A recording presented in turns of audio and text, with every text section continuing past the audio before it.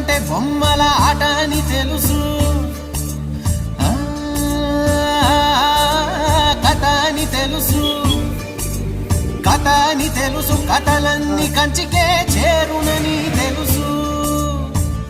తెలుసు తెర తొలుగుతుందని, తెలుసు తెల్లారుతుందని, తెలుసు ఈ కట్టె పుట్టుకుమంటదని,